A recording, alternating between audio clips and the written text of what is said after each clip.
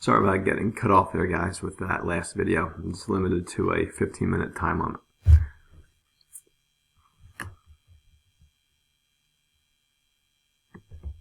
Okay. So these are the other two variations for each of the trig functions, the Pythagorean identities. Again, the sine squared plus cosine squared equals 1. To subtract cosine squared from both sides, we end up with this variation. Subtract sine squared from both sides, end up with this variation. Same thing, same idea with the other two trig Pythagorean identities. Guys, this table is going to be kind of the holy grail, if you will, of trig identities. This probably is 50-60% of the entire unit goes back to this table. So the better you know this table, the sooner you learn this table, the easier identities becomes. It looks kind of overwhelming, but it's really not too bad.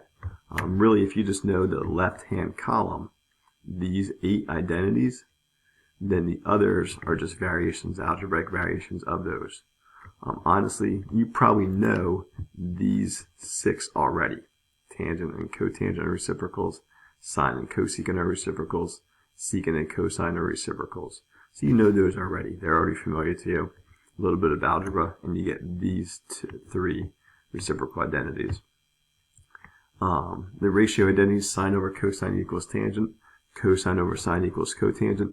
Those will come up so often you'll end up memorizing them without even trying to.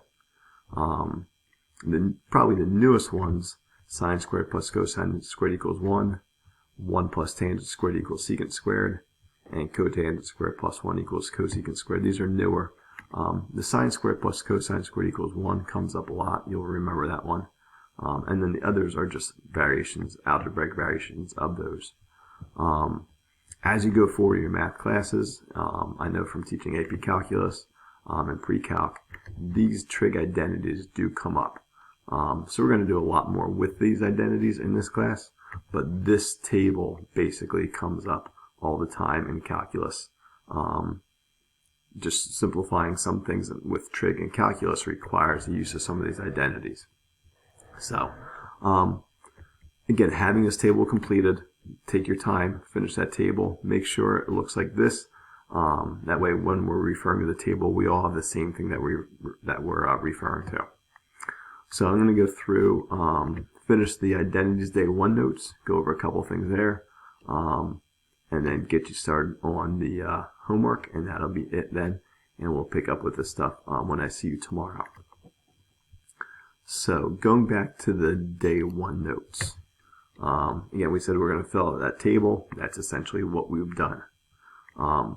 The way these identities work then, we go back to this example here from earlier in the video. If we do a little bit of algebra and take this tangent times tangent plus cotangent and distribute, that was ugly, and distribute tangent to each of these, it's just a little bit of algebra, then tangent times tangent is going to give us tangent squared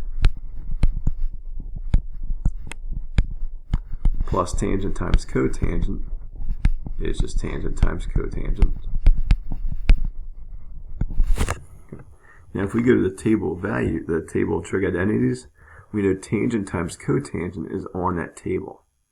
So tangent times cotangent from that table is equal to 1. So in our problem, we can replace that tangent times cotangent with 1. So you get tangent squared, this marker. So we end up getting tangent squared plus 1 when we simplify and replace tangent squared, tangent times cotangent with 1. And then tangent squared plus 1, that's on our table also. So if we go to our table, one of our Pythagorean identities is tangent squared plus 1 is equal to secant squared. So if we see a tangent squared plus 1 or 1 plus tangent squared, we can replace that with secant squared.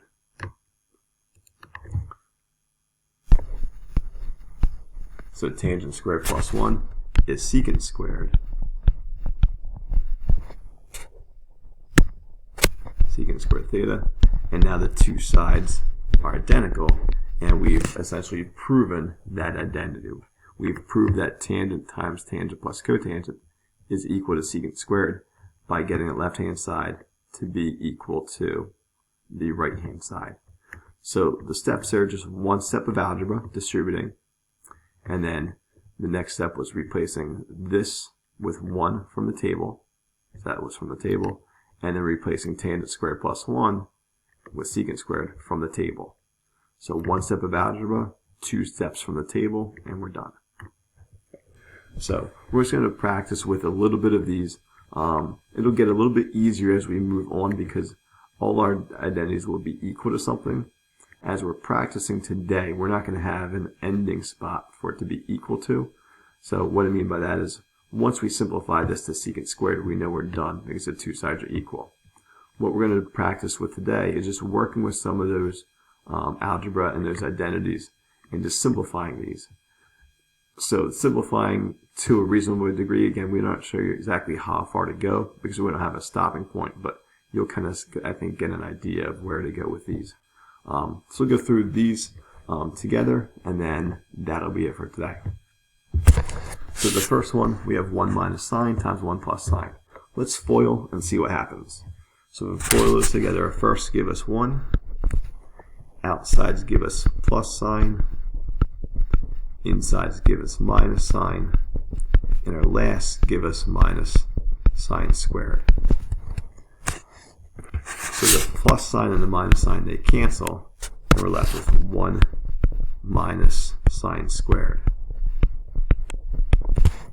Guys, that's from the table. 1 minus sine squared, if we go to our table, 1 minus sine squared, top right, 1 minus sine squared is equal to cosine squared. So we can replace 1 minus sine squared with cosine squared. And that would be pretty well simplified, that one. Again, when we get to identities, we'll have a stopping point kind of specified for us with an equation on the other side.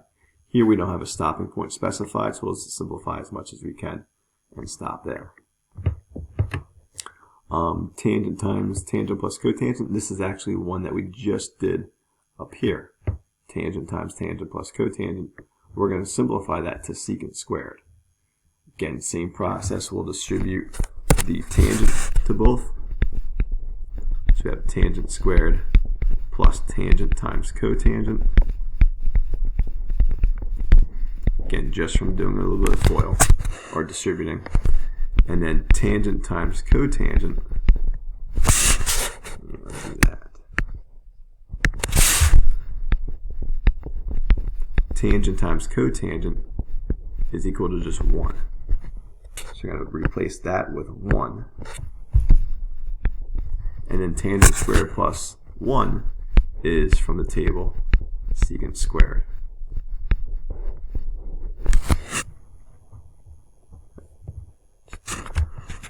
Notice that the algebra in these is very similar to the algebra we did in the warm-up.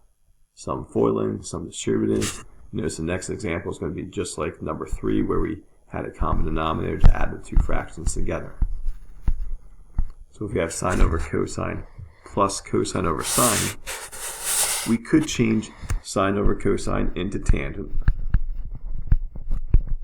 plus cosine over sine into cotangent and stop there. And that would be okay. It would be simplified. We're going to see if we can do a little bit more with that. Again, if we don't have a stopping point, we're not sure exactly how far to go. So I think this one's going to simplify to something a little bit different than that.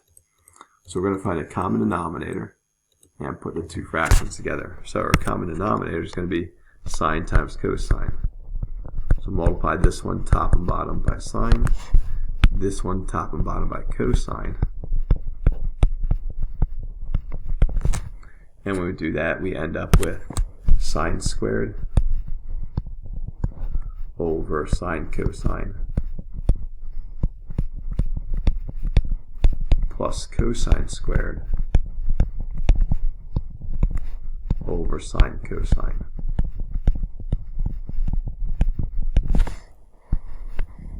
And I'm running out of room, so I'm going to take this one down here. And when we add those two together, since the denominators are the same, we get sine squared plus cosine squared over sine cosine.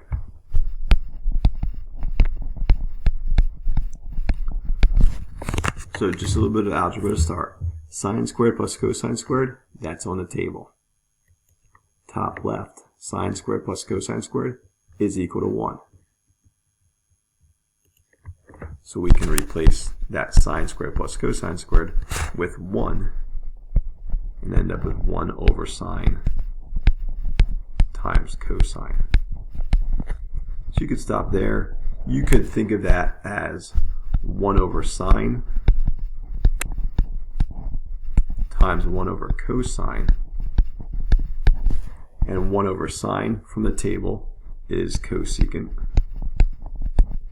and 1 over cosine from the table is secant. Again, without having the equal sign and knowing where to stop, we're not sure exactly how far to simplify, so either one of these two would be fine. Okay. For number 4 here, this one, and we'll go over all of these in more detail, some of these strategies in more detail. But if you think of that number 4 as x to the 4th minus 2 secant, or I'm sorry, minus 2x squared plus 1, that factors into x squared minus 1 times x squared minus 1. Just like when we did the factoring with solving trig equations, kind of the same idea. So this is going to factor into secant squared minus 1 and secant squared minus 1. Well, secant squared minus 1 is from our table. Secant squared minus 1, right in the middle there for the Pythagorean identities, is equal to tangent squared. So we can go replace our secant squared minus 1 with tangent squared. And tangent squared times tangent squared is tangent to the 4th. Okay. And the last thing for number 5, if we take a look at that one, use this color. We can replace tangent from the table. Tangent is sine over cosine times cosine times cosecant is 1 over sine. So again, just from the table, we replace tangent with sine over cosine. That's your ratio identity. So tangent is sine over cosine. And we also changed we changed cosecant into 1 over sine. So use those two identities to start. And then a little bit of algebra, putting them together, we have sine over cosine times, if we multiply the cosine over 1 times 1 over sine together, we have cosine over sine. Sines cancel, cosines cancel. We end up with plain old 1. Okay. So that's just using some of the, basically getting used to the table, doing some algebra, and using the table to simplify some of these. Same idea for the homework. In this 5.2 exercise worksheet, look at numbers 1 through 12. There's first 12. And just perform the indicated operation. Try to simplify, distribute, find a common denominator, add your fractions together, distribute. Here, put tangent over 1, find a common denominator, add them together. Just do some basic algebra with those, and then once you do the algebra, look at the table and replace things that you see here with things from the table. Answer keys there. It'll take a little bit of getting used to as we work through this, but the biggest thing I can recommend is get to know this table, and the quicker you know this, the easier this entire section becomes. So for homework, just look at numbers 1 through 12 on the exercise worksheet, and I will see you guys tomorrow. I hope you have a great rest of the day, and I'll see you guys tomorrow. Take care, everyone.